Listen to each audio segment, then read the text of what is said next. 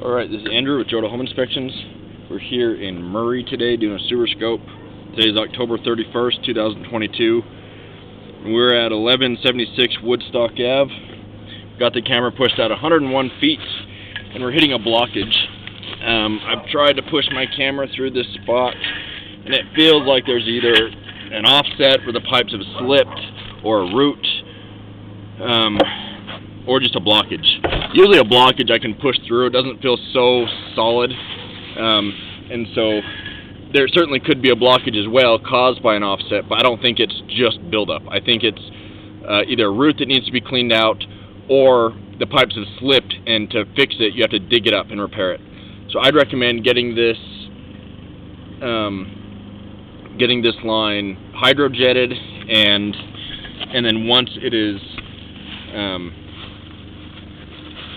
cleaned out, having it scoped again and getting a better idea of whether this is just a maintenance item where you can blast the root out or something that needs to be dug up.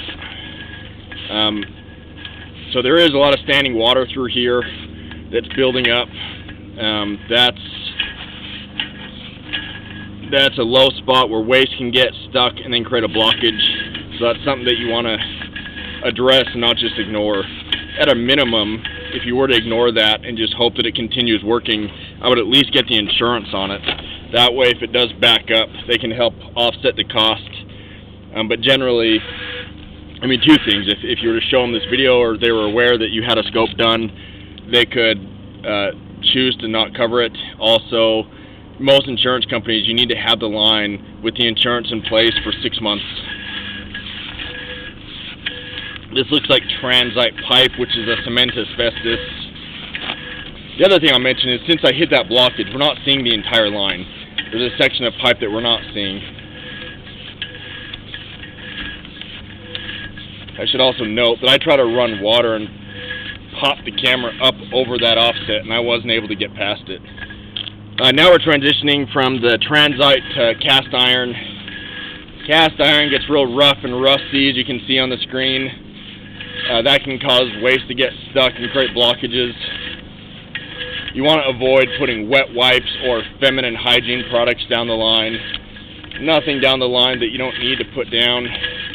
I would consider having this line coated, where they cut off all the rust with basically a chain cutter. It's probably somewhere around $1,000. Hydrojetting is $500 to $1,000 on average.